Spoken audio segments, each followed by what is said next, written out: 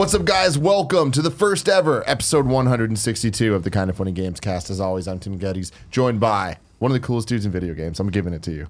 Jared Petty. Doki doki, and thank you so much, Tim. Glad to be here. And joined for the first time on this show. I think so. But you've been on. I'm around. You're a kind of fun. You're kind of funny family. Mike Bithell, ladies and gentlemen. Hey! Yeah.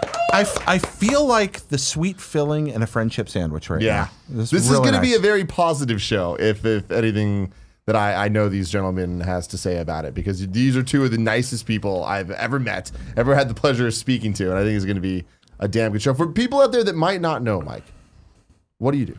I make computer games. Easy. Thanks, everyone. It's been a great show. Thomas was alone. Thomas was alone. Volume. Yep. Earthshape, which was this Google thing that was on one specific phone, so people don't know about. But track it down. Earthshape. I've just said Subsurface Circular is the most recent one, which just came out on Switch. There you go. Little plug there. There you go. Boom. Yeah, and check that out because it's really, really neat. Oh, thank you. That's very kind. That's very kind. Yeah, it's going really well for us on Switch. That's neat. But yeah, so just making stuff. I'm a designer and writer, and then I work with a really awesome team who do all the actual work. Very cool. Process, and you're here for GDC, just hanging out, having all the meetings. Just hanging out. So you went to Vegas for DICE, and then you decided, I'm just going to stay here in America because GDC's right around the corner. Jet lag is awful, right? Yeah. Going home for 3 weeks and kind of putting up with all that, putting up with that noise and mess. It's just like, stay in town for 3 weeks. So yeah, we've been to Vegas, LA, and now San Francisco, and we're just having a holiday. So this is part of my holiday. I'm on holiday at this very moment. You're thank you for coming through. We're seeing the West Coast. Seeing the West. Good, okay. Yeah. Do you do the East very much? I went to New York for a day to see Hamilton because I'm a nerd. Okay. It's totally true though. It's awful. I've been to Boston briefly for PAX, but that's the thing is, usually when I'm in America, it's for work. So I'm kind of glued to a convention center, or usually I go to a place, check into the hotel, next day go into a room with a console, demo my game for 3 days, then fly home. Like I don't really get to see the cities. So it's nice to be able to actually explore. And well, I'm glad you're getting to see some of the country. That's cool. It's nice, and it's a lovely country. Lovely country, terrible healthcare. True. This is the Kind of Funny Gamescast each and every week right here on youtube.com/kindoffunnygames. We get together and talk about video games, all the things that we love about them. We all have a very good time. You can watch the show live by going to patreon.com/kindoffunnygames. And for just $1, you can watch live with us like so many of you are right now. Or for a couple more dollars, you get to watch the VOD when it goes up on Patreon on Friday, which is earlier than Monday when it's available to everybody on youtube.com/kindoffunnygames. And it's worth going on Patreon because you also get the pre and post show that you don't get anywhere else. And it's some real good stuff. It's great content today. I was excited to see it. You had a debate between just talking about Star Wars 7 and 8. Yeah, we're talking about Star Wars 7 and 8. I discovered I am used to being the person, because I liked the movie a lot, but had some criticisms. And I'm used to being the person in the room that's between two people who just zealously loved it. Yeah. And instead, I was the positive influence on this conversation as somebody who liked it. When Kevin Coelho's in the room. I feel like it falls, it's kind of in that Return of the Jedi area where it's a really good movie that fits the aesthetic. This is a conversation for another time. We're not getting into it. You can't give this away for free. This is what your Patreon. You got to get to that free show. And speaking of Patreon, shout out to Patreon producer Tom Bach. Thank you, of course, for all that you do. But we're going to get right into it. The structure of today's show, we're going to talk about all the games that we've been playing recently. And then we're going to get to the topic of the show that is Mike Bithell. Woohoo! The journey, cool topic. The future, everything. That's a good topic. The one thing that you know probably better than anyone else is you. Well, no one else cares. There's a difference. It's not just care. Oh dear, sorry, Kevin. It's not that I'm a genius on the subject. It's that no one else has studied the subject. So therefore, I have an edge. You are the authority. You're the absolute authority. I am the world's leading authority on my own life. Well, maybe today you'll inspire somebody else to become the next lead authority. I think we should just like hang some red curtains behind him, put some candles up like behind the music, and then put a little dramatic lead in and out and to talk about everything. Exactly. So let's start with you, Mike. What have you been playing? Nothing. Because we talked a little bit about this, and I argued with you. I had a little debate. You did have a little debate. I think you did play a couple things. What were you up to? So I went to Disneyland. Hell yeah, you did. Yeah, I did. Hell yeah. Big Disney fan. Specifically, like as a game designer, because it is basically a theme park is an open world kind of video game.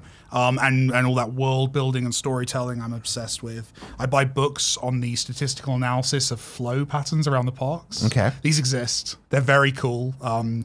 Really good at parties. And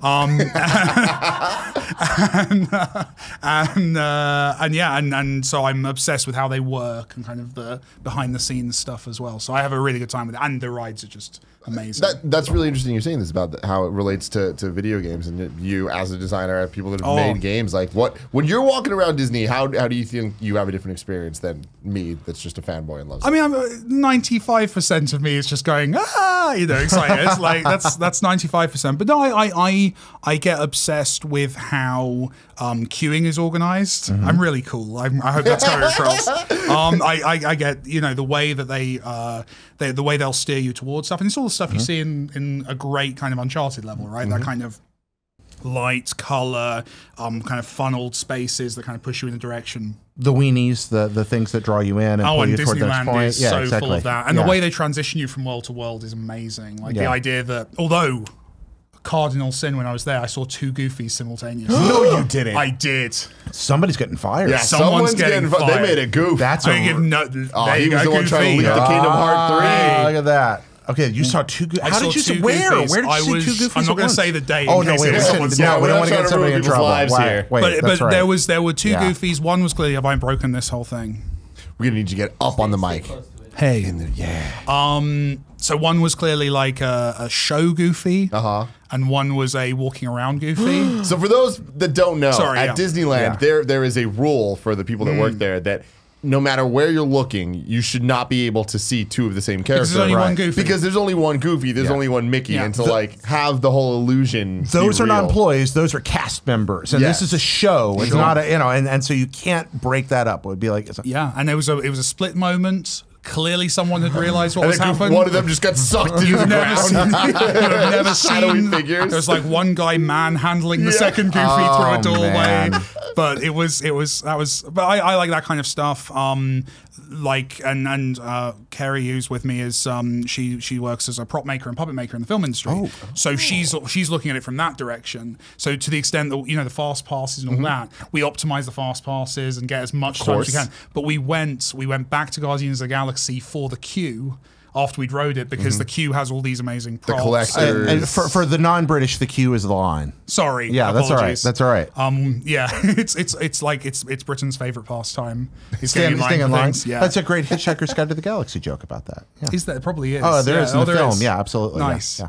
God, I love Douglas Adams. I rip him off regularly. But it's fine. No one notices. It's fine. I've gone away with it up to this point in my career. It's good. But you were saying before I interrupted you. I'm sorry. But yes, we went back and we went in the queue for an hour and just kind of enjoyed the theming and that's the craft of it is what I enjoy. It's so awesome. Yeah, it's amazing. But then in addition to that, there is video games in some of the rides. There is Toy Story. The 2 Toy Story ones. There's Midway Mania, and then there is the Astro Blasters. So I'm not a big Buzz Lightyear. Asteroids. Okay. It's dated, hasn't it? It's dated. Aged. That's the problem. Aged. But no, it has though, Kevin. No, it has. It has definitely, especially you compared can to age Midway gracefully. Mania. Like Haunted Mansion, still a classic. Yeah. Still incredible. That one not so much, but no. The Toy Story one is fantastic. It's amazing. Have you experienced this? No, not the Toy Story one. No. Midway Mania is a ride / video game where you get in. It's a bunch of Midway inspired games, with Mr. Potato Head's kind of like the host of the thing, and it's you and one other person in a pod, and you get this little gun. Yeah. With kind of like a slingshot on it. Yeah. And you're just constantly slingshotting these like paintballs. Right. But it's digital and there's video wall in front of you. No, it's a lot like the stuff they had at Disney Quest, I imagine. I've done something very similar in Florida. It's done by a lot of the same guys as well, actually. Oh, okay, great. Yeah, I'm not sure. Oh, there you go. You got some video there. Yeah, this is probably all in 3D visuals. It's amazing. Pull it up, Kev. We're not set for that. Oh, okay. Forget it. Sorry. Yeah, we're loving it. Anyways, it's like there's like video wall and there's a bunch of different targets and stuff coming up, and then you're just trying to hit with all the paintballs. But because it's video, you're moving physically in space, but then also you're surrounded kind of by like 3D walls, and it's the whole 3D effect, and a bunch of random shit's popping up, and it's just chaos, and you're trying to beat the person next to you, and it's so much fun. It's tracking your score throughout. Nice. It's lying to you about previous high scores so that you have a good time and feel that you've achieved well on the metric. I noticed that's fun. Really? Are you any good at it? I think I am, but the game wants me to think I am. So what's funny about it is my friends are addicted to it and love it way too much. Going round and round trying to beat their high scores. But there's a video game version of it on Xbox 360. Oh, okay. And you can practice at home and find all the sneaky like extra points and stuff. There's so, multipliers. That's how those stuff, people right? get the insane scores that you see. Oh, okay. The thing I like about it as well is just it's ironic from the perspective of originally Disneyland was kind of Walt Disney trying to completely do better than Midway. Like that was his whole goal, was that this would not be just a Midway kind of fairground attraction. He wanted to do something more. It's brilliant that one of the most impressive rides at Disneyland is actually harking back to those things that Walt Disney was arguing against. But yeah, it's really good. We went on it in Disney World and didn't have a good time, but we realized that's because we'd been queuing for 2 hours. Yeah. When you queue for 5 minutes, it's a lot more. It's a lot more Get in fun. line for 5 minutes. Yeah, it's because they have the Fast Pass now for it. Yeah. So. I want to go back for a second to something else you were talking about how the park is designed and about the forced perspective and things like that. Can you give an example for people that aren't familiar with that, with how a design principle for video games is acted out in Disneyland, like a specific example of that you were noticing?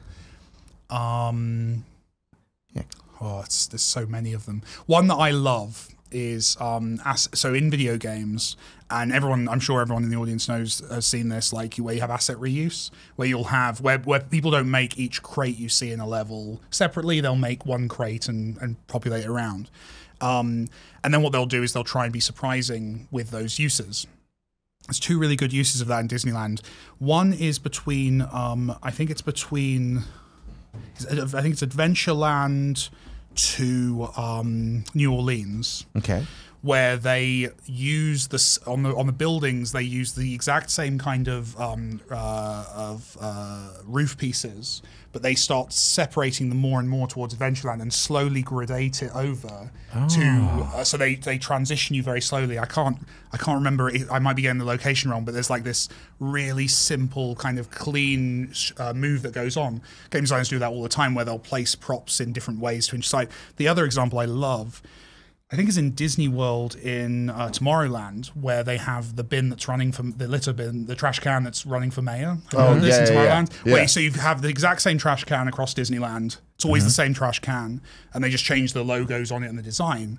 In Tomorrowland, they have one of those that's on a remote control that they'll drive around. They'll leave parked somewhere, and then when someone puts some rubbish in it, it'll come to life and kind of run around, and it'll start kind of pitching them on the idea of it becoming mayor of Tomorrowland. And it's a functioning bin as well. You can actually just put rubbish in it and it's fine. It thanks you for it and all this. So it's actually a cast member just kind of off to the side with like a remote control or whatever. But stuff like that kind of magic and surprising, breaking a pattern is so crucial in game development, is that if you make a game where everything's really predictable, players get bored.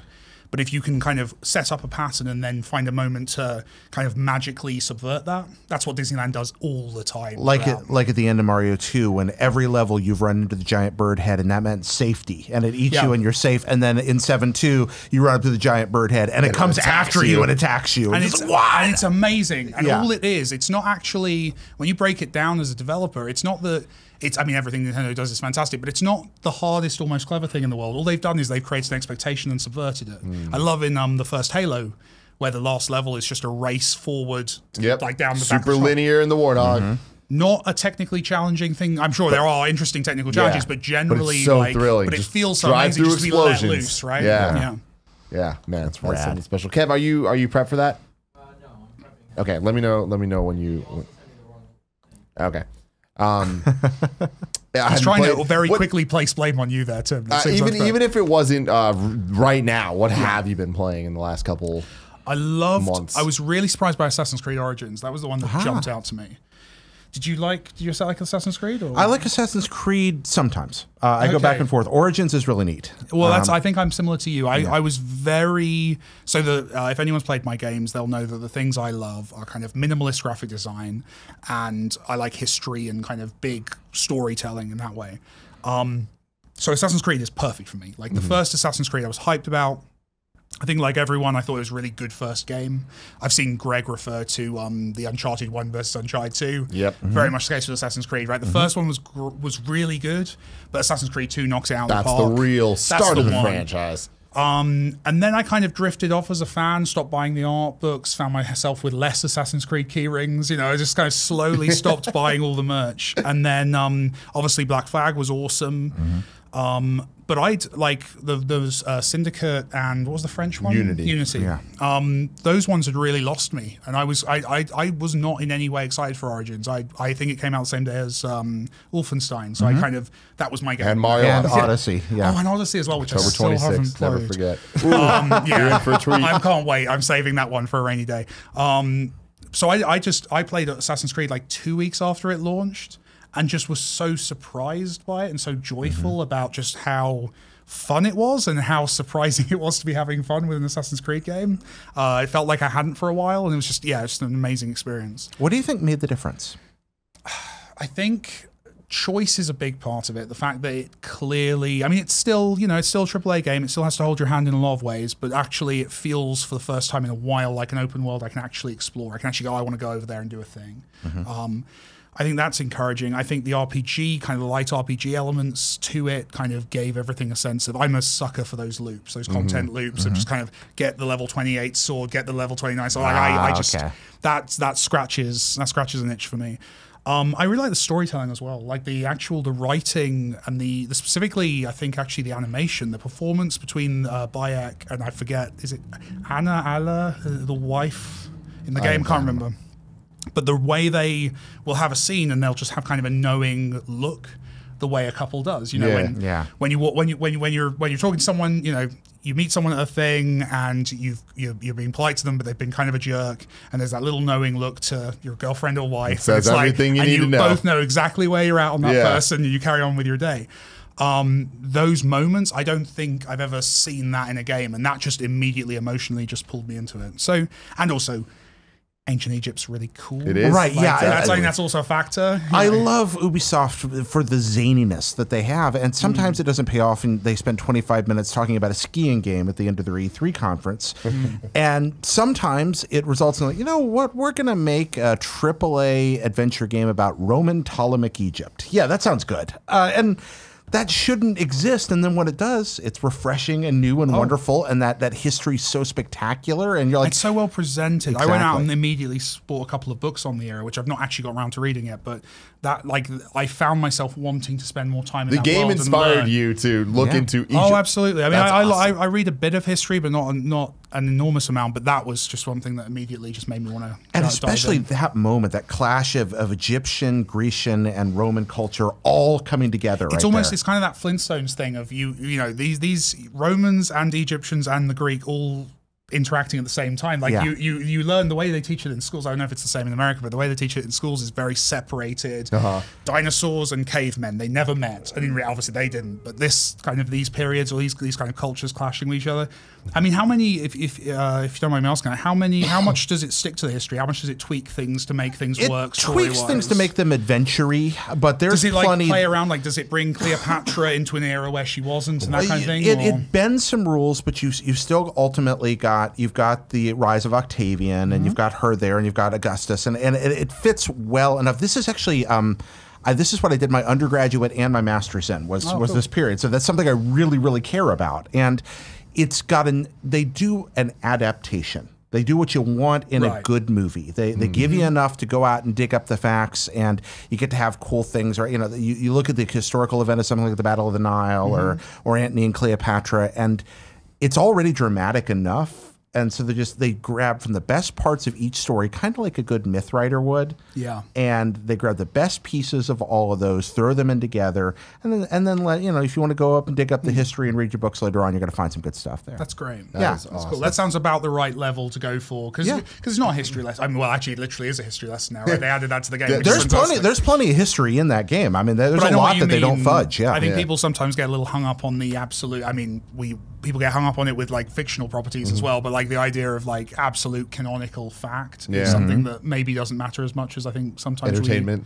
Exactly. Well, just the idea that you're in any Roman installation and a group of Romans would just run at you once they detect it. That's not what's going to happen. They're going to form a tiny little shield wall in the middle of everything and trap you, and you will die. But they're going to win. But that's not. Exactly. They're going to win. That's what's going to happen. They spent several hundred years winning. Speaking of things that absolutely don't make sense, but doesn't matter because it's fun. Kev, can you pull up the tweet? So Kid Ellis, who works over at Nintendo of America, great guy. He does a lot of the PR kind of stuff over there. He tweeted this a couple days ago, and he says, "In my opinion, this is the single greatest piece of video game artwork ever made. All the joy and possibilities that gamers can bring us are right here." And it's the box art of Super Mario Brothers 3, the American version of just the yellow with just Mario with the raccoon tail just flying, like taking flight.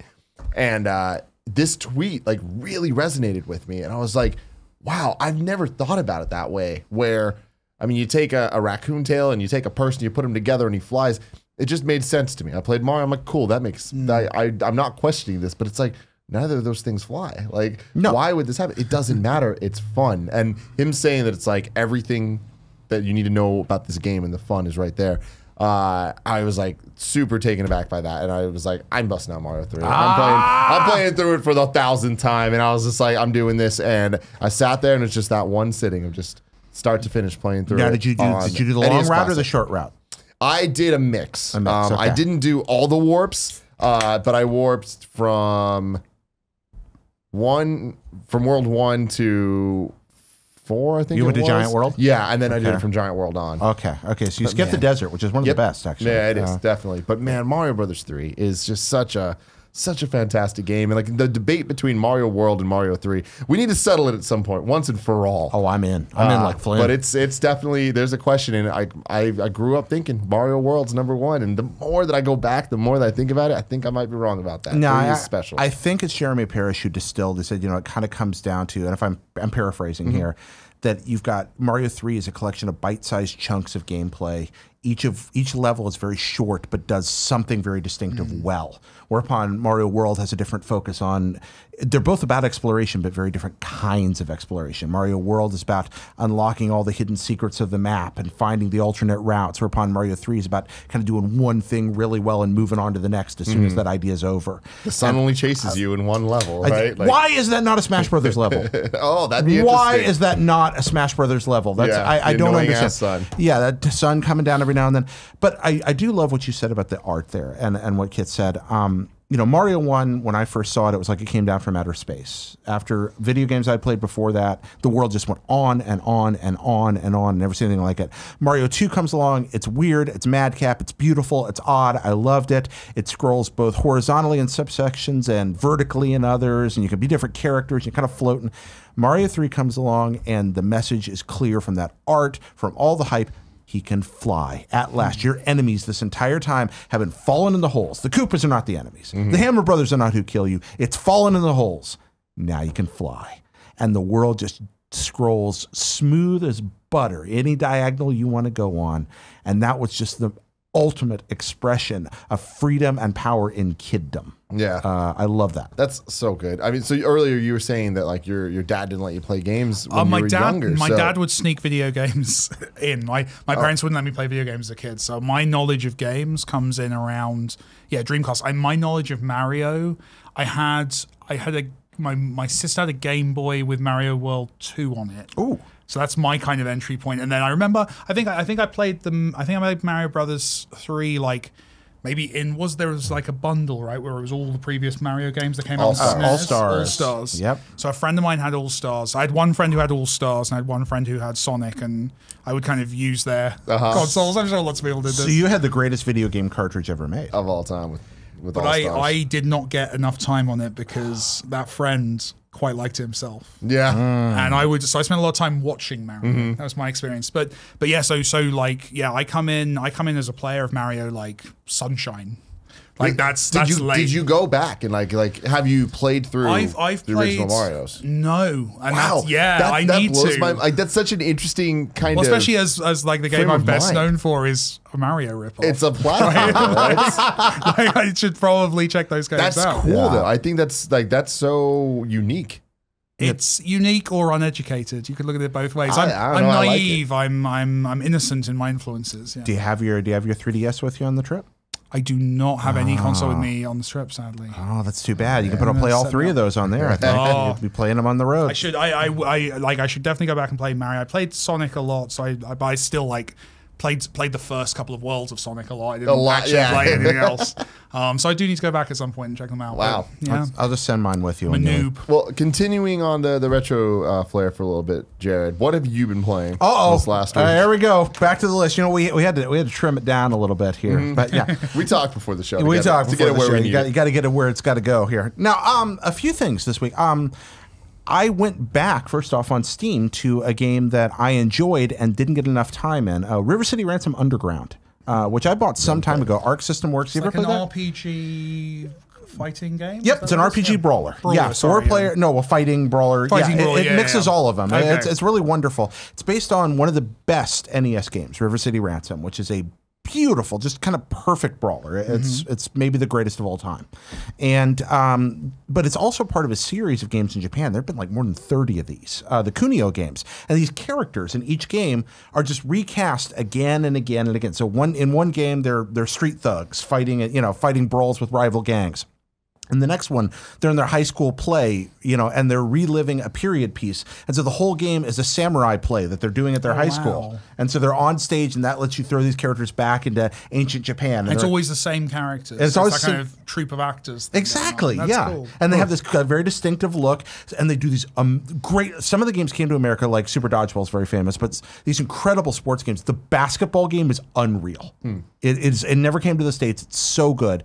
And they've made games since, and it wasn't just NES. They branched out to other platforms. There's even arcade games based on the series, and or series based on. It depends on how you want to look at it. But so what is River City Ransom Underground? It's a remake / reimagining of River City Ransom for 4 players, RPG brawler combination. Beautiful, great mechanics.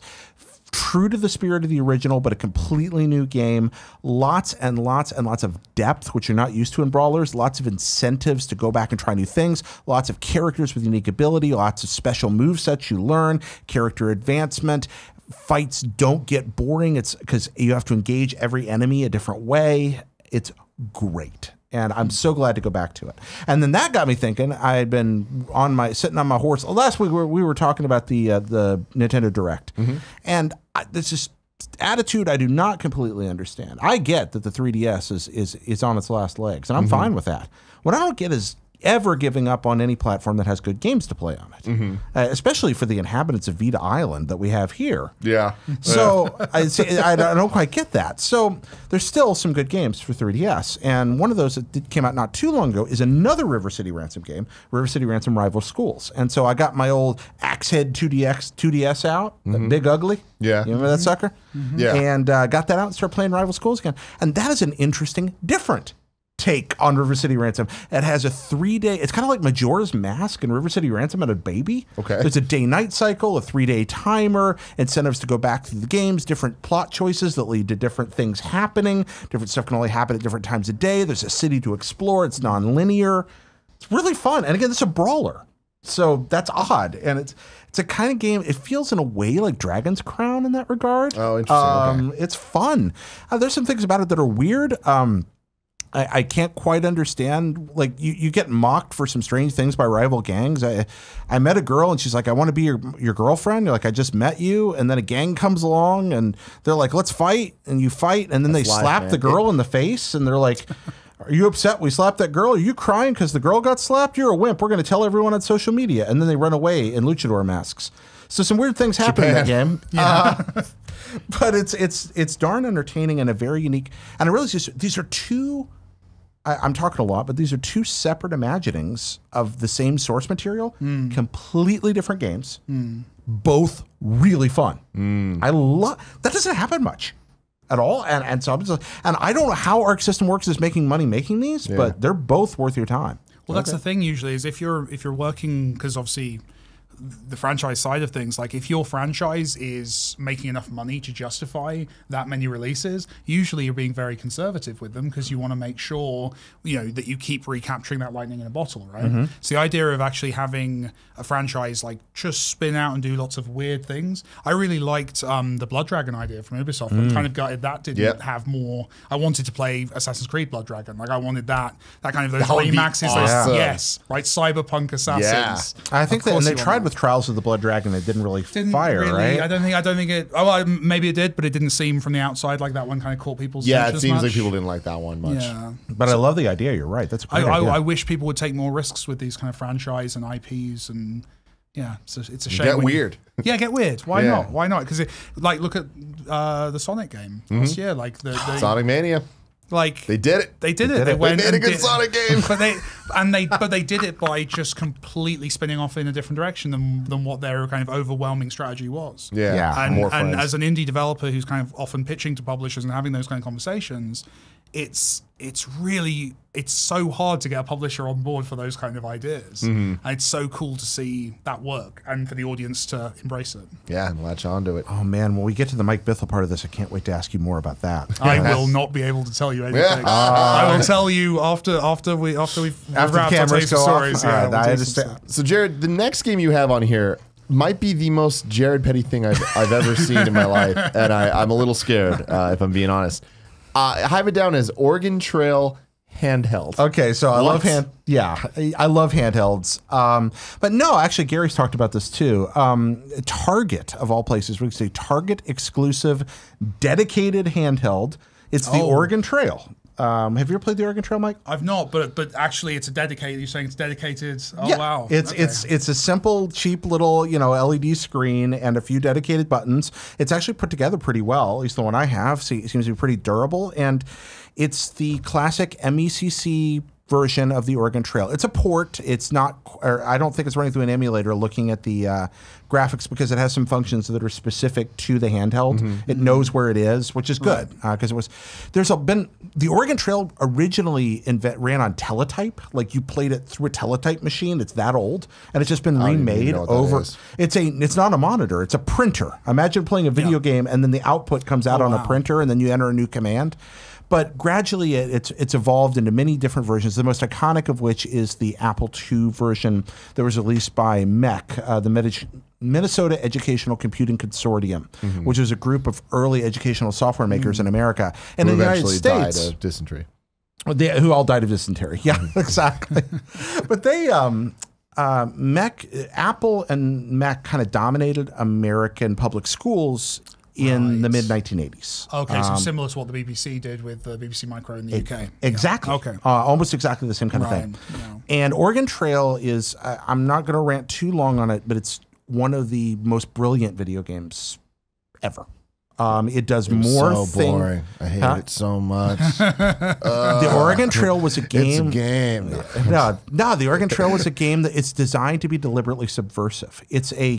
It's nominally a one-player game, but it's designed for a one computer for classroom setting. Totally. So let's put the names of all your friends in, and you can all, and because it's Sit around the turn-based, you can all computer sit and watch there and people do decide what to things. do, and you can argue about what's going to happen next. But it also did amazing things, like you could put your friend's name in, or you could put some other kid's name in, or you could put the teacher's name in, and Or you then can name them Poop. yeah, or you can name him Poop, and it didn't stop you from doing that. And then you're going down the trail, and it's just like, hey, Tim, I'm playing with you. Oh, wait, you made me mad? Start putting the pace up, making bad decisions. Oh, Tim has typhoid. Uh-oh, we better move faster. And I could kill Tim.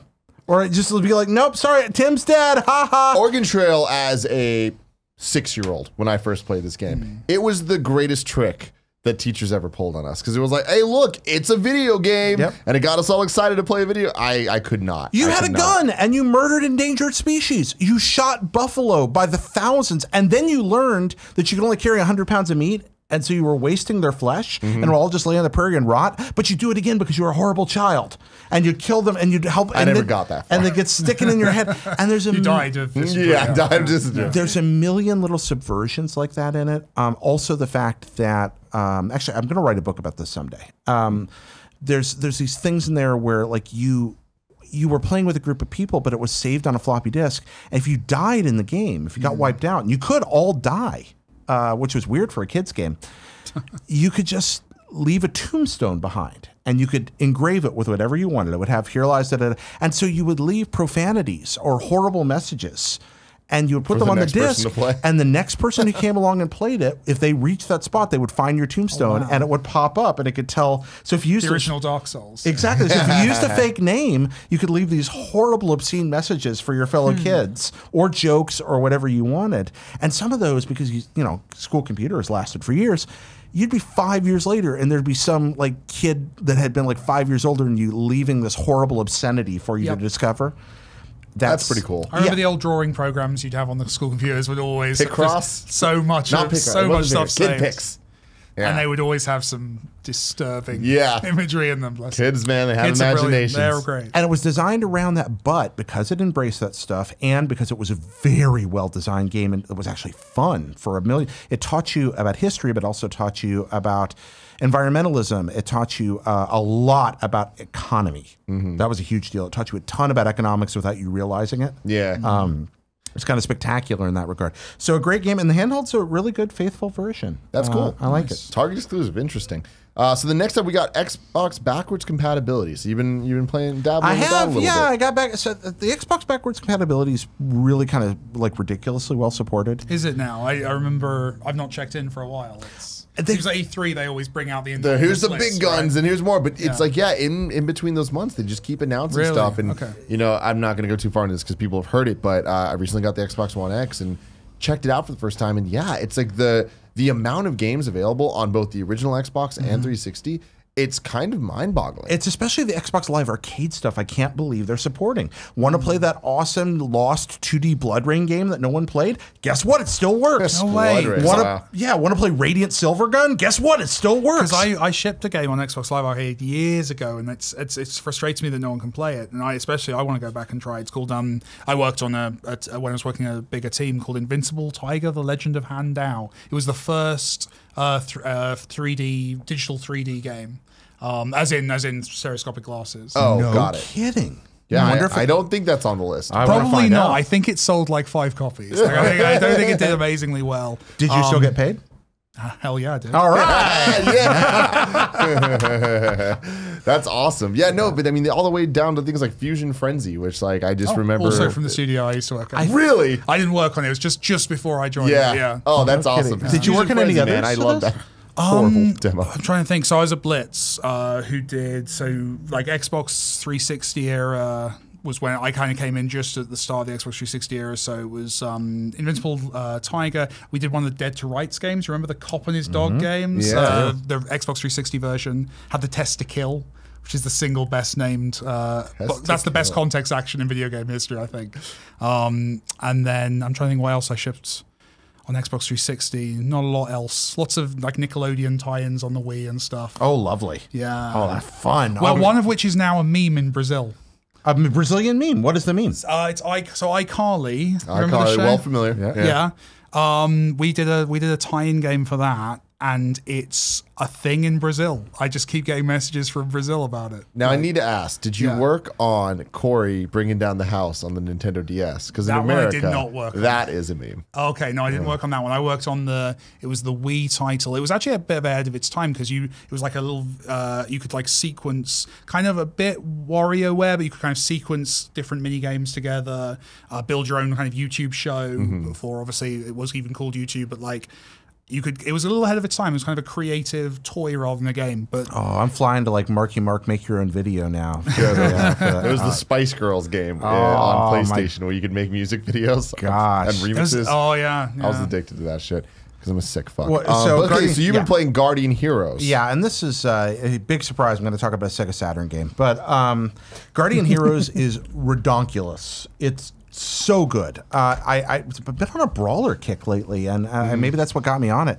So Guardian Heroes looks like a brawler. It's extremely colorful. The remake is not just competent; it's superb. It's one of the more loving TLC remakes I've seen on the 360. It moves it to widescreen. And the transference is great. It moves it to HD, but you can still get high res pixelated graphics for it, or go into a different graphics mode. The controls are perfect. you can play as multiple characters, all of whom have vastly different abilities, magic spells, different. And again, it's that RPG mix level up thing. But every time you play through, you have choices to take you through different routes in the games. You play it over and over and over again, and each way you play through is a different result. And then it plays with a different character. It's different. It's great. It's beautiful. It's one of the brightest, most colorful. It looks like a freaking cartoon. It's glorious. But what makes Guardian Heroes really stand out is that it looks like a brawler, but it controls like a fighting game. When I say fighting game, I mean in terms of like a Street Fighter style game. There are 3 planes. You know, normally in a brawler, can you pull up Guardian Heroes? Yeah, normally in like a Ninja Turtle Simpson style brawler, you'll kind of move up and down the screen. And in Guardian Heroes, what you're doing is using your bumpers or whatever. Flip between the planes. Between like 3 Mighty planes. Morphin Power Rangers on the Super Nintendo. There you go. Yeah. Okay, yeah, a lot like that. So you're coming up, and then your controls, because you're doing that, that means up is now free to jump. And so your controls feel like a fighting game. And you're engaging all your enemies, and you have this huge move sets for every character. And then your enemies have a lot of different move sets. And so you see he's hopping between planes right now. Right there. And this is, he's going to beat some barrels. This is very early in the game. And actually kind of a dark level. Most of the levels are really bright and colorful. That's beautiful. This looks really cool, though. Yeah, that's a great game. I love the idea of the different tiers flipping back and forth instead of the Ninja Turtle style control, because I feel like a big problem a lot of brawlers have is it's hard to understand where you're punching. Exactly. Like, where's my 3D depth on this? And with this, it's like, oh, it's clearly 1, 2, or 3. Yeah, see, they're in the forward. Now he's hopping into the middle right there. And these guys are allies. That dude, by the way, is you get this magic sword at the beginning of the game, and you're like, hey, where'd this magic sword come from? And you're getting your butt kicked, and then suddenly lightning strikes the magic sword out of your hero's hand. And that dude rises out of the earth behind you and grabs it and screams. You're like, he's going to kill me. And then he joins you and he's your buddy for the whole game. That's and awesome. it's got a really this looks insane. Oh, it's the art so style's good. awesome. And that 3D effect on the ground, what's his name, is lovely. Yeah, I love this game. It also has a like up to 6 player, and it might be even increased. On the Xbox, it might be all the way up to like 12. I can't remember. But it's this multiplayer like combat like brawl mode as well. So you just hop in with your friends and beat each other up. So, but you can play co-op. That with looks several players. super awesome. I want to try that. That's a great game. I can't believe I've never seen it or heard of it. Like I'm obviously aware of Gunstar Heroes, but I didn't know about Guardian. And it's by Heroes. Treasure. Same same folks. group. Yeah, man. Same folks. Wow, very cool. Nice. And then the last thing you got on here is Bioshock. Yeah, as I was working on a hop, blip, and a jump. Hey, I'm gonna guess what? Second episode's out by the time you're watching this. If you're watching it on Monday or Friday, for that matter, it's out Friday. But yeah, hop, blip, and a jump. I had to do a lot of footage capture for that. I always do, and thematically, it tied into Bioshock a lot. So I ended up going back and starting Bioshock again for the first time in forever. You know what? That game's still real neat. Oh, yes. There's a lot of rough around the edges, but sometimes I like rough around the edges. Yeah, absolutely.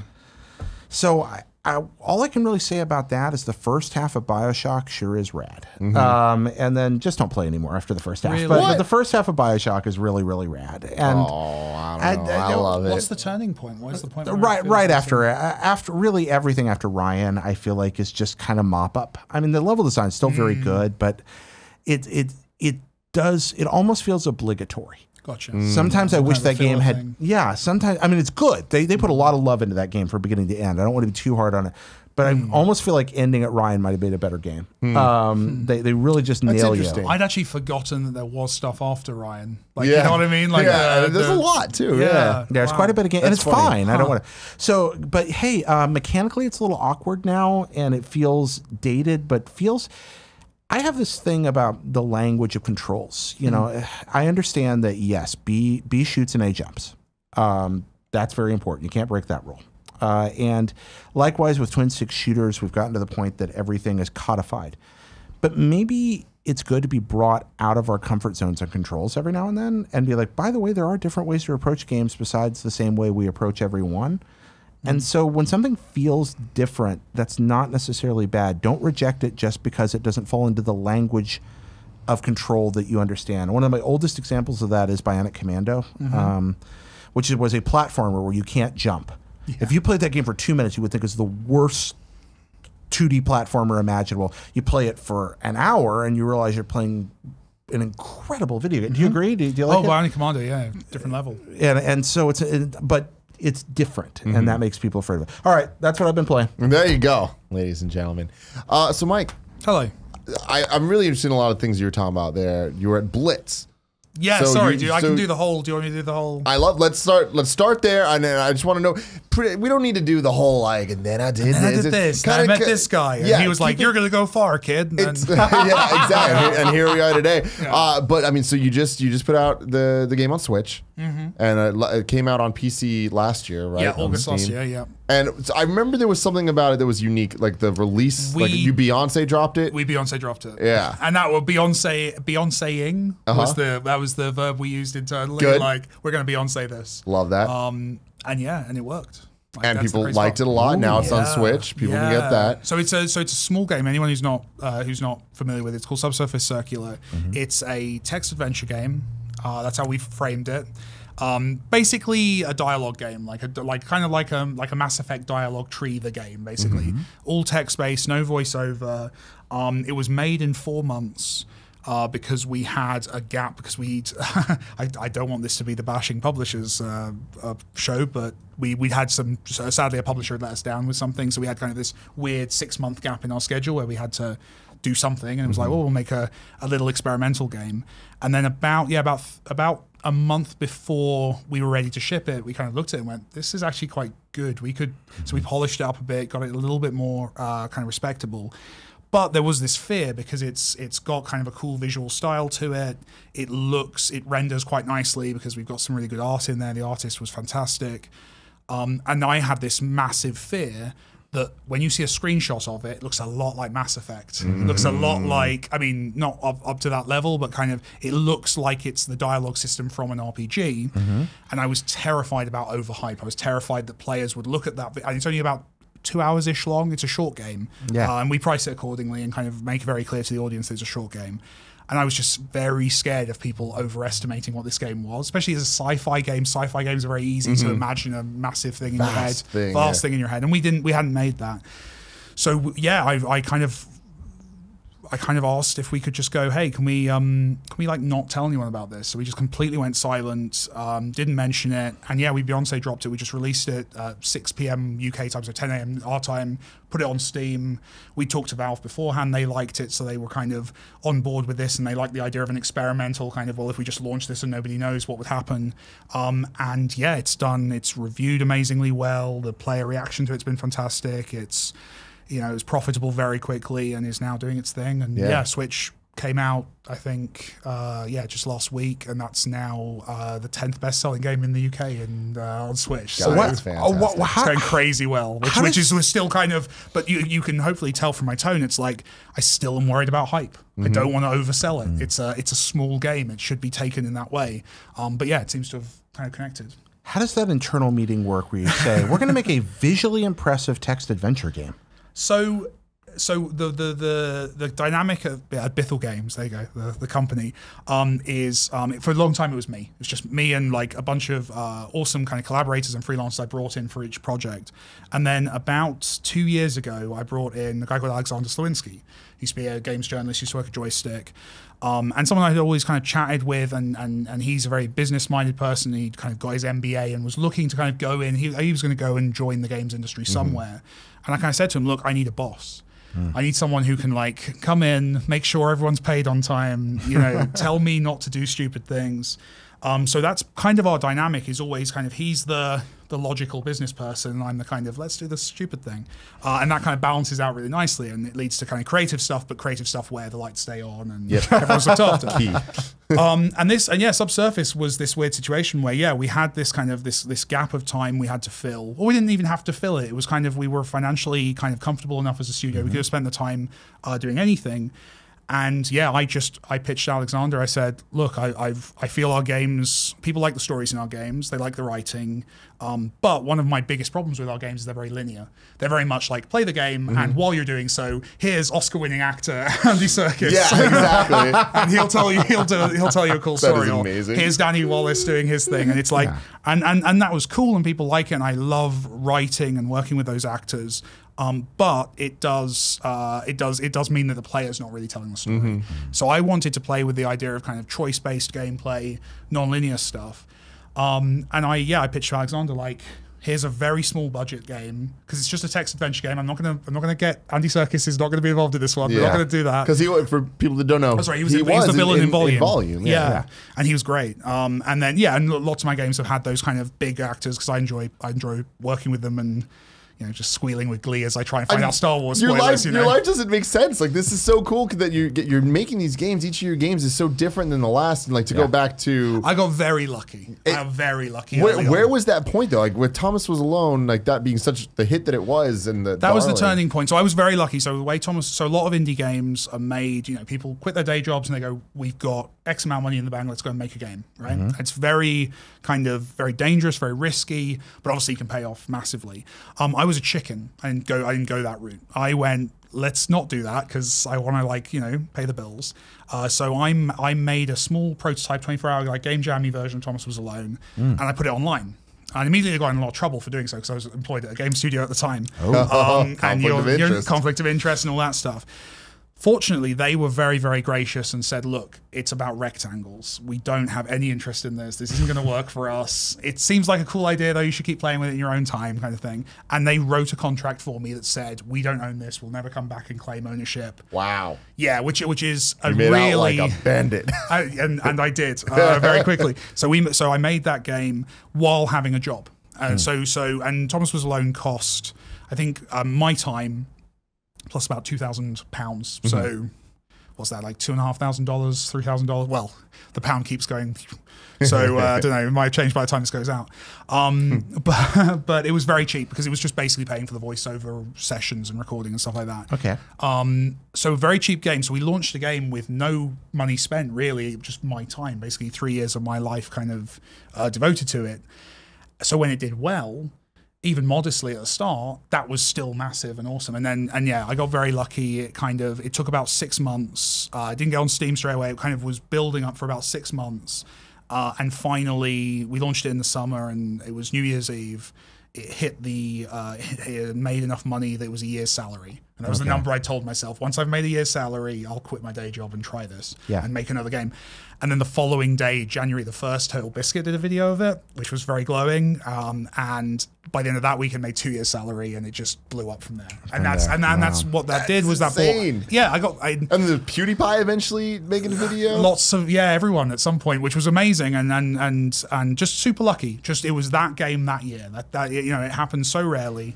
And I just kind of made myself a promise that I was going to keep riding that wave and make what I could. And that was 5 years ago now. What's crazy to me is it's doing different things because earlier you mentioned that game being the first stereoscopic 3D game.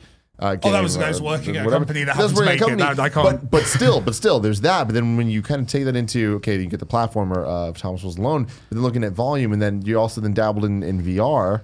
Right? Yeah, we did a VR version of Volume. And it's like that's just, for being a small team, it's like you seem to not be doing the smart thing of, we're just going to do it again. I'm not doing the smart thing. No, and you know what, Tim, genuinely, you're right. And this is an ongoing, if Alexander's watching this, he's going to be laughing because this is the conversation we have very often. It's because, what you're meant to do is you're meant to make a solid 7.5 out of 10 game and then keep making versions of that game and getting better incrementally. And I've chosen a different path where I make kind of 8 out of 10, maybe 8.5 in some cases games, but I jump around a lot. Yeah, in theory, if I was here talking to you about Thomas Was Alone 4, then we'd be making probably better games, but we'd be inheriting that kind of knowledge and awareness and probably making more money. But yeah, my feeling is, having worked, so I worked for other people for about 6 years in the games industry, making games that made financial, logical sense and, paid the bills.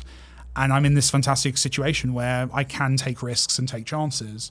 And generally, whenever I've played it safe, it's not gone as well as when I do something like Subsurface Circular, where it's like, it's a prototype, great. Ship it, just Beyonce it, we'll send it to 10 journalists and maybe it'll do okay.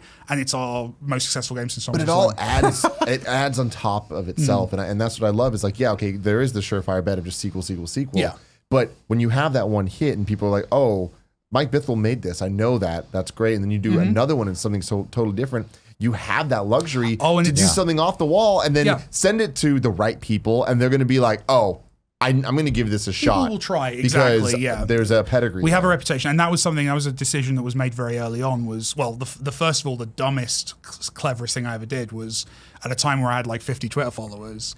Thomas was alone. I knew games were meant to have splash screens, but I had nothing to put on the splash screen because it wasn't made by a company. So I just put my Twitter handle at the start. Awesome. Single greatest career decision I ever made because then every version of Thomas Was Alone had my Twitter handle at the start, and that meant that the momentum happened. That's amazing. And then when we started to kind of formalize stuff, we had the internal conversation of like, well, what should we call the company? What should we call the studio? What name should we get behind? And my my best mate Daz, who's does all the concept art for all my games, just said, Mike, put your name on it. I'm like, no, but we're a team. He's like, mate, I'd rather make more money and just have to like my ego can take it. Totally. Let's lean Welcome into to the this. Game Over Greggy show. A couple of follow-ups. Exactly right. 1.4 million followers. But there's logic to that, right? Totally, and that absolutely. approach and that kind of so it was an accidental thing. I was never meant to, and I hate auteur theory. I hate the idea of one person being seen as the reason for a game, and yet that's so ironic now because that's exactly how people see the games we work on, and we're trying to work on that. We're building in bigger kind of credit sequences at the start of the games, and we're really trying to kind of broaden that. But it's something I still have a hang up about. No, it makes sense. A couple of follow-ups to that. When you're talking about the development of Thomas, you said 2,000 pounds and 3 years. Yeah. So man-hours wise, I'm really curious. How much do you think went into Thomas? Still quite. So probably, I still think that if I'd made it in kind of a conventional 9 to 5 way, maybe it would have been a year. Like the reason it took 3 years was I was working, 9 till 6 or 7 at a game studio every day, commuting home, there and back 45 minutes. I was basically able to do like an hour's work every night essentially, and then usually 5-6 hours at the weekends. Where I got kind of lucky was Kerry, my girlfriend, was working on a movie out of town, so I had kind of no social life for 3 years. I was able to kind of just completely devote myself to the game. A lot of indies who've done that kind of making a game in their spare time around a day job, sadly, unfortunately, that story often involves kind of a relationship breakup, there's that kind of tragedy to it, and we kind of had one forced on us by circumstance that meant that I had the room to kind of to do that game, and then obviously once I could quit my day job, then became like every other indie and just works all the time. And I'm sure it's similar to you guys. Like there is no you never just stop. keep going. It's not necessarily healthy, but it's kind of just how it is. The second question I want to ask you is, we've been asking a lot about the business end of it, but Thomas is one of my favorite games. Thank you. And very important in my household. My wife, it may be her favorite game. Wow. And I wanted to ask you about the artistic end. Outside of the business end, knowing you made it, when did you know you had something special? When did you look at that property or any of the other work you've done, for that matter, and just go, oh, wow, this is really good? About 2 years after it came out. And that sounds like I'm making a dumb joke, but genuinely, I never like my games. I hate I need to find out who this guy, I keep using this quote, and I need to find out who to attribute it to. A writer who says, I hate the act of writing, but I love having written something. And it's so true of the way I genuinely don't like anything I'm working on. It's something I have to be very careful with, actually working with a team, that I'm not this black cloud over the entire process for everyone else, but I genuinely am hyper self-critical and hypercritical of the work in particular. So no, with Thomas Was Alone, I genuinely, for the entire duration of production, genuinely felt like I was fighting to make it okay. You know what I mean? Like just to kind of, and so many of the choices that I get such credit for were actually just kind of practicalities. So things like the reason it's got voiceover is because it was originally going to be kind of this motion typography kind of, those kind of YouTube videos like Kinetic. Reservoir Dogs kinetic kind of motion graphic stuff. And that was really difficult and just took a lot of time. So I was like, no, I'll just do voiceover. That's easy. Just play an audio file. And Danny Wallace, the style of the whole thing was because I knew it needed to have some humor to it, so I listened to some of his audiobooks and was like, I'm going to write kind of something in that style. And then got drunk on Twitter one night and sent it to him and said, can we work together on this kind of thing? So much of it is kind of this chance and happenstance. I think we very much, with any creative work, after the fact, we realize why it worked or what we got right. I remember with Thomas Was Alone, it was a good 2 years after, and Unity, the engine company, wanted me to give them some footage of the game, and I hadn't got any because I didn't have any footage of the game. So I had to go and play it like you did with Bioshock, and I'd been playing it for about an hour, and I started laughing at the jokes. I was like, wow, that's quite funny. I knew I'd written it, and there was like this weird kind of moment of, oh, it was good. These people aren't, completely, overestimating how good this game is. It actually did work. It was a couple of years after it came out, though. Wow. And I've been that way with, I finally liked Volume. Subsurface Circular, I smiled. You'll get there. Sometimes I smiled at a screenshot someone posted the other day. I was like, oh yeah, that is a Hamilton reference. That's quite good. And I think, crucially, then this is the conversation I have a lot with the people I work with, is I think that's how I make good stuff. I think if I ever smugly sit there and go, I'm the genius who made Thomas Was Alone, then I think that's when it's all gone wrong and when the games stop kind of working. So I'm sure, as you know very well, Game Over Greg Miller himself really wants everything on the Vita. And for years, he would talk to you like, where's the Vita? Where's the Vita? Where's the Vita? Basically, your audience is the primary reason Volume came out on Vita. I'm well aware. It was just mainly to stop Twitter. I want to thank you for being such an amazing supporter of Kind of Funny over the years. Like you're one of our first major Patreon supporters. Yeah, for Volume and all that. And that was fantastic. And you helped us. I noticed the poster's not up anymore. Thank you very much for all of that. But with Greg joking about the Vita ports, but being serious, actually wanting games on the Vita, that's kind of now been just magnified times a million with the Switch, I feel like now it's not just Greg begging everyone for ports, it's the entire world being like, but where's the Switch version? And you getting the new game on Switch, there's I'm saying a lot of words. What I'm trying to get at is there's that gold rush of we got to get things on Switch. And like from your side of things, like the dev side of things, how does that look right now? So I think everyone's waiting for the gold rush to go terribly wrong. I think that's when I have conversations with other indies, because you're right, it's been this gold rush, because I think Nintendo have done the parallels with the Vita don't just extend to the audience, they extend to the business behind the games consoles as well. The reason Vita had that kind of resurgence in the indie scene was because of people like Shahid and Shu and other people at Sony who saw this opportunity to make that platform work really well for indies and reached out to us. These people came to us indies and said, hey, do you want to come on Vita? To which my response, I remember with Thomas Was Alone, they came to me and said, hey, you should do Thomas Was Alone on Vita. And I said, okay, can I do PS4 as well? And they were like, maybe, we'll see, don't go ahead of yourself. And they were really they found that because Vita was in a situation where it needed games. And I think Switch found itself they knew it was going to be a similar situation at launch because a lot of those those bigger publishers who are now joining the party were not there at launch. And that's worked out really well for indies on the platform, and we've all benefited from the space there.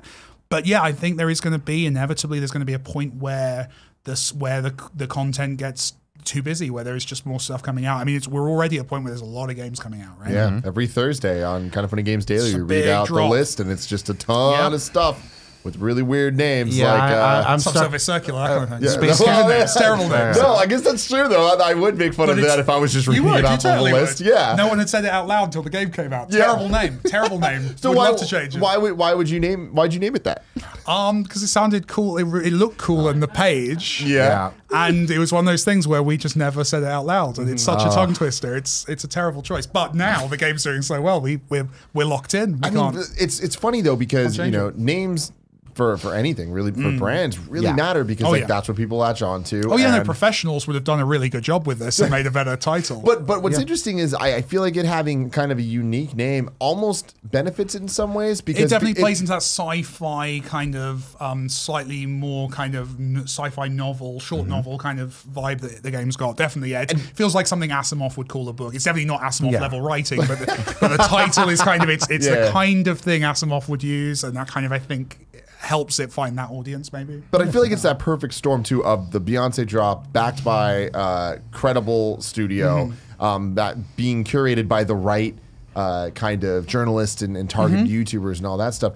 All of that to the people that are finding out the game from them, they hear it and they go, oh, I don't remember what the name is, but I remember it was that weird something sounding weird, thing. robots, yeah. And they'll find it. Like they'll seek that out, and when they see it on a list or on the eShop or on whatever it is, they'll be like, "Oh yeah, that game." And then when they find it, they find something really good waiting for them. There's that element to it too. Of course. I mean, the fact that it's actually good. That's the hardest bit. Right? That's the tricky stuff. But it is a gold rush, and indies. I say this often to when I go and talk to like students or indies starting out. You know, the times that indies have benefited is when everyone else is looking somewhere else. You can absolutely find a correlation. That kind of 2010 to 2012 kind of indie, big jump up in indie, directly correlates with all of the traditional publishers saying, "Oh, PC's dead. PC's dead. No one's into PC gaming anymore." Right. And Steam being like, "Well, we need something to release on the platform," and a bunch of indies showing up. Same is true on the Vita with the surge of Vita indies. Same is happening right now with Switch. Wherever people say don't release a game there, indies who release a game there and can manage it, that often works in our favor. It doesn't always, but it often does. And I think Switch is unfortunately at that tipping point where it's now common knowledge that like, oh, you should release on Switch. It does really well on Switch. And that's going to flip it over into everyone there. It might be really good to be an indie releasing a game on any console other than a Switch next year because everyone's jumping onto the Switch bandwagon. Now, it's an interesting one. Do you think there's another future where, like a parallel universe where instead of that happening, just Switch owners are become accustomed to? I hope so. To really buying and supporting indie games. Well, I think the handheld thing plays into that. I think the handheld, I think with a handheld, you consume these games really quickly on your own terms. It's not, I think this is partly hitting my 30s, but there is that thing of I have to go home, I have to sit down in front of my TV, I have to, Kerry can't watch whatever she wants to watch, I have to have the TV and play it, and it's a ritual thing that you're getting into, whereas a handheld goes with you and fits into your life. So I think there's a hunger there for stuff, for games that you can play, because it's something that you've always got with you. So maybe we'll always benefit, and also the size as well. I think we're much better at making these kind of 1 hour, 2 hour experiences, whereas the bigger publishers obviously are building these epics, and maybe we're actually a better fit potentially for a handheld version of that experience. Obviously, there are people who play Switch handheld or TV or both. You know, you mentioned mobile development earlier and a game that came out for only one phone. It came out so it was a Google Daydream, which was like a Google phone of a couple of phones that had like a VR functionality on them. Yeah. I remember that thing. Okay, what was the game? It was called Earthshape. It was a gardening. It was a game where you traveled between procedurally generated planets, planting and creating your own flowers and fauna. And it was narrated by a comedian from the UK called Sue Perkins, who's probably best known in America for hosting the Great British Bake Off. Okay. For many years, and the only reason she was in it was Alexander, my business partner. When Brexit happened, I was very bothered by that for various political reasons that we'll not get into on the show. But I thought it was horrible, terrible decision. And I needed cheering up. And he was like, "Watch British Bake Off. It's friendly, it's lovely. It's going to make you feel patriotic for Britishness." and I watched that like 3 episodes through, and it was and Sue Perkins is someone who like had done comedy when I was younger. I'd seen her on stuff in the past, but just seeing her in that context, I was like, she's the best school teacher I never had on this show. That's great. And I wanted to get her into a game, and turns out she's a massive gamer, so she was brilliant to work with. Oh wow, perfect. Oh really? Oh, big Civ fan. Oh, big Civ fan. I'm so excited. I love the Great British. Your language. So in the States, it's the Great British Baking. So same thing. Okay, sorry. But no, don't be sorry. Y'all invented it. We'll call it the Bake Off. But Andy's obsessed with it. I love it. I absolutely. Do you watch it? No, I have not tried it But yet. learning that Sue's into game, that's so exciting. I love that. We were talking about how many planets in No Man's Sky are named after Bake Off situations. She loved Alien Isolation. She plays a lot of Civ. Follow her on Twitter. She's great on Twitter. She plays a lot of games. Freaking fantastic. Yeah, I'm she's sure. a proper nerd. So to kind of wrap things up here, do you have any final questions for him? Yeah, I know we're headed toward the end here, but this is something I want to ask you. It was actually toward that phone. When it comes to mobile development and being a small studio, what is the path forward for mobile developers that want to create games for handheld, for the Apple Store, for the Google Play Store, and don't want to embrace some of the more predatory nickel and dime practices? The stronger free-to-play stuff. Yeah. Free-to-play plus. What is their path forward toward this first discovery and second profitability in that? It's hard out there. You don't hear a lot of stories about kind of about mobile, iOS and Android games they're called premium, but like anything that charges money up front. You don't hear a lot of stories about those games doing well. I will say that I think, especially in Apple's case, they're doing a great deal. They've changed the way they curate. They're definitely trying to bring that stuff across. And they were very supportive. We did a subsurface circular version for iPads, which they gave a lot of love and attention to. It's tough out there. I mean, it is really tough. I think what you're going to see is a lot of people who want to make those kind of games, maybe moving over to the Switch, maybe moving over to the consoles that are a little bit easier with their processes behind the scenes. There's, the degrees to which you have to go through certification, and I'm sure the audience is aware of certification as something that makes games take a while to come out. That's exactly what it is. And it's all there to kind of protect the consumer and make sure that the experience is great for them. But it does slow down development and can get in the way. And as a mobile developer, that can be surprising. We accidentally released Earthshape about a week before it was meant to. Before cert? Pull it down. Well, no, there is no cert. Oh, there's no cert at all on Android. So okay. that's the point. I misunderstood. I'm sorry. On console or PC, it's very hard to launch a game by accident, but on mobile, you can absolutely do it. And I think if you're a developer who's used to that speed and that cycle, then console is still a little bit scary. So even as a partner, there's no cert. I didn't like if you're working with the curators and wow.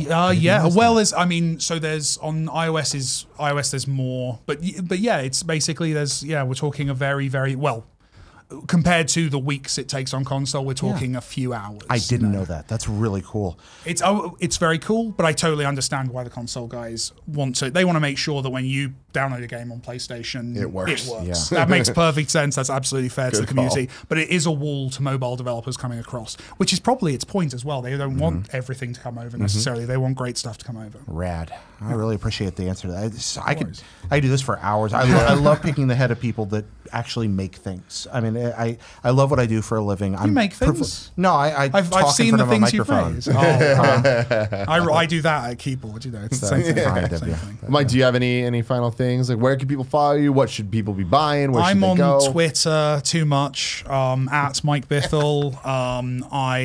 Subsurface Circular's out. Please pick it up.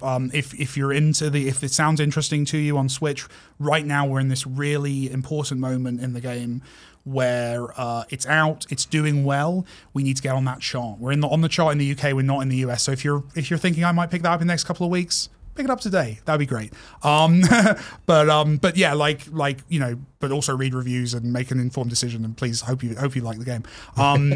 Other than that, if you're a gem. It's really important to me that everyone who plays my games and pays me likes them, and doesn't feel like we've tricked them. Will you personally give their money back here and now if they didn't? If they were here right now, I would. I would. If you turned to me and said, "Mike, I did not like Subsurface Circular," I would genuinely grab a few dollars from my pocket. Other than that, if you're a game developer, we just released the Game Dev Business Handbook, which is a really cool thing. Which is I took some of the money we've made from video games and paid a games journalist to write a book about the process of development. A guy called Mike Futter, who's been a business reporter for ages. Really good book. He's written it. He's interviewed the heads of lots and lots of big studios, all talking about budgeting, talking about man hours, talking about the way businesses are actually run. So if you're an indie, then that's something that I would encourage you to look at. And other than that, just what's the title and where can I purchase this? That's called the Game Dev Business Handbook. It's I think it's either on Amazon or is soon to be. I think we've announced that. I might get in trouble. But it's definitely like we're selling it through our own website and stuff. But if you go on my Twitter, you'll see it. Thank you. I've made a couple of craptastic demos and dream of releasing something someday. I'm going to buy and read this. You should. I'm really happy with how it came out, and I can say that because I didn't write it, so I can be proud of it. Well, thank you very much for joining us. This has been an excellent episode. We're on a roll here, it's a lot of man. fun. I'm having a good time. Though this guy makes it easy. I gotta say, it's better without Greg. It's better without Greg. I didn't want to say Not one Cockney accent. Not one Cockney accent. Oh yeah. From him. Oh man, it's much better. No, you just have some annoying guys next to you going, actually, it's the Great British Bake Off in the United States, and it's not a line. It's fine. It's fine because I'm 9 times out of 10 I'm that dude. So it's fine. Oh no, British people just say it better. Ladies and gentlemen, I love you, and until next time, it's been a pleasure to serve you. Sorry you threw me off. My lines, I love you. I'll end it there. Thank you for watching that. If you liked it, click here to subscribe to Kind of Funny Games. Click there to subscribe to just youtube.com/kindoffunny, the normal thing.